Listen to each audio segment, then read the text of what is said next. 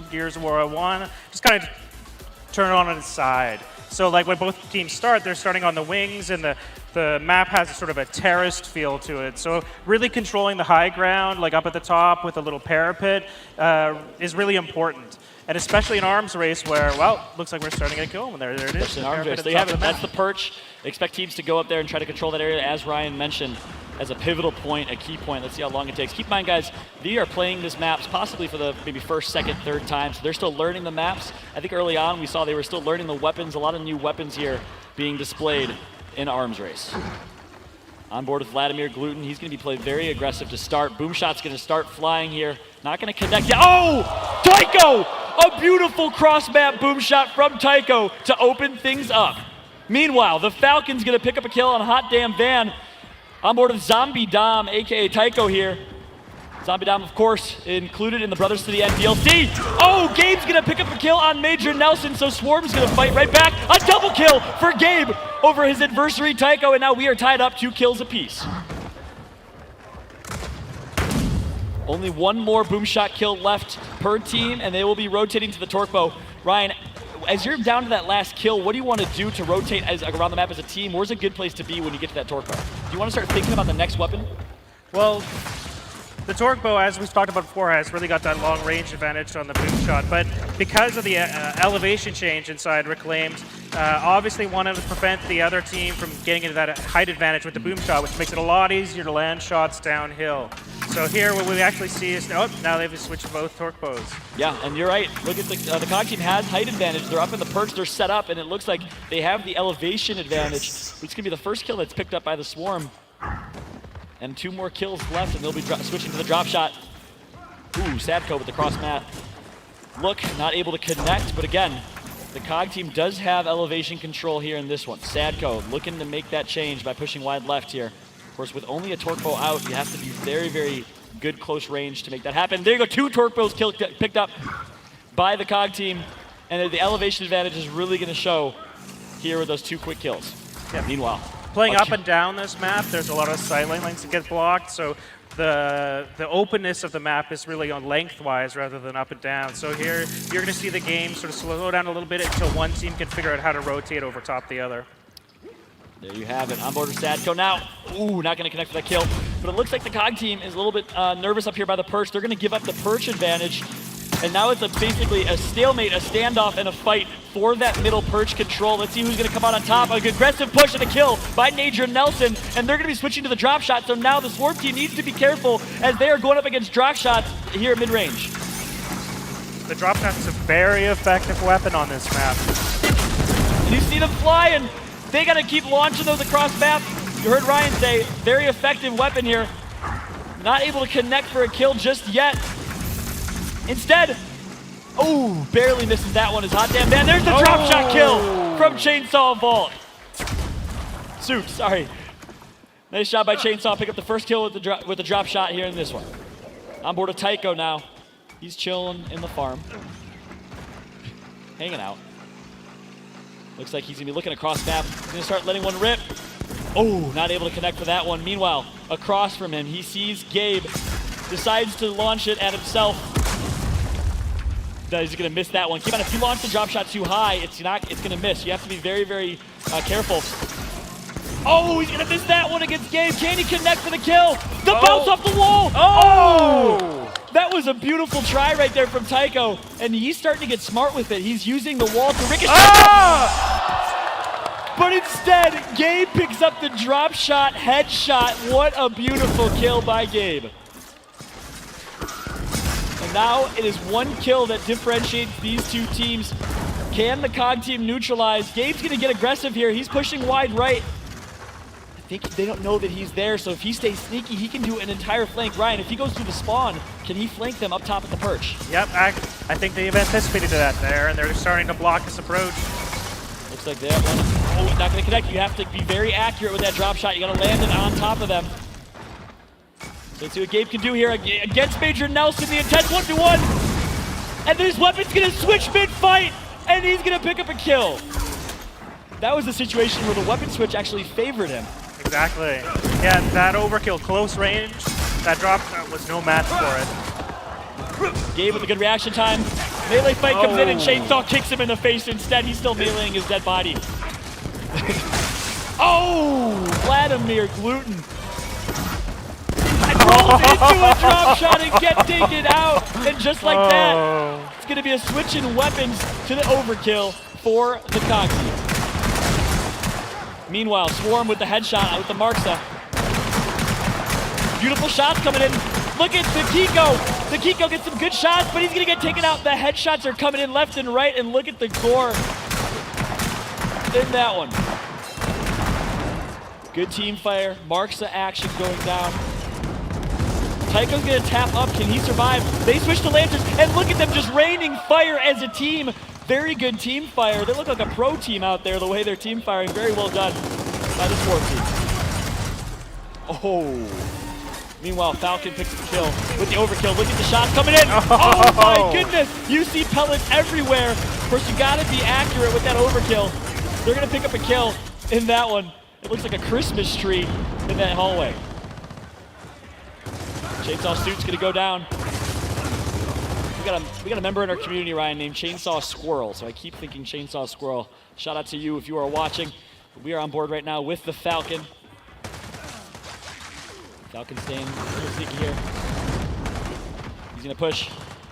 Tycho does get taken out.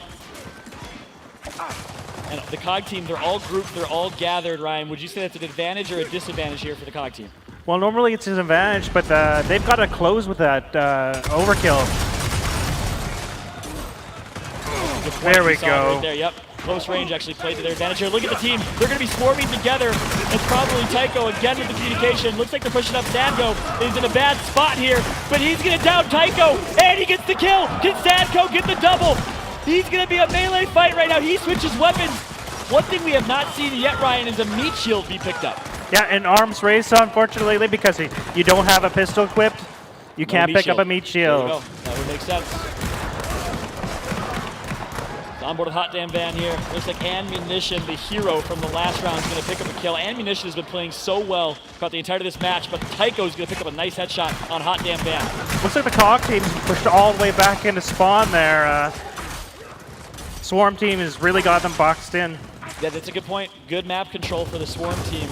Kind of trapping them in the spawn. Ryan, how do respawns work? Are they like King of the Hill respawns from Gears of War 3? Is it like dodgeball, weakman respawns? Yeah, they're really close to the dodgeball respawns.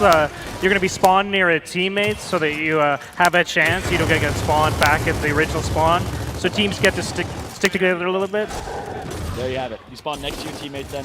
Very similar to a dodgeball. If you guys have not played dodgeball yet in Gears 4, one of my favorite game modes. Very fun to play. Of course, literally like the name says, in dodgeball, you get a kill, you resurrect a teammate. So 1 versus 4, if you can clutch, can turn into a 4 versus 1 really quick. That's right. Ryan, I'm sure there's been a lot of fun dodgeball matches with playtest in the studio.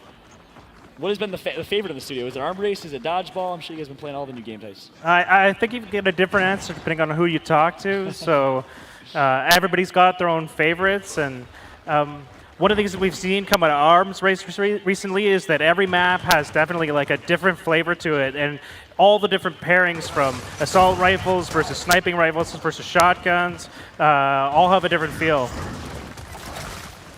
There you have it.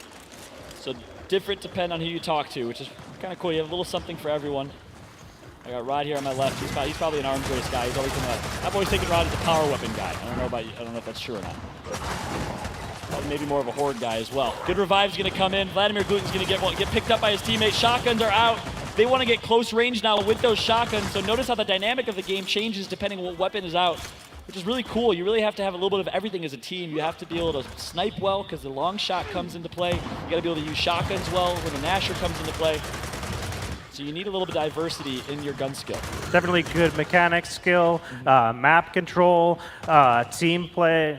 Yeah, everything in Gears comes together inside Arms Race. That's awesome. Very cool.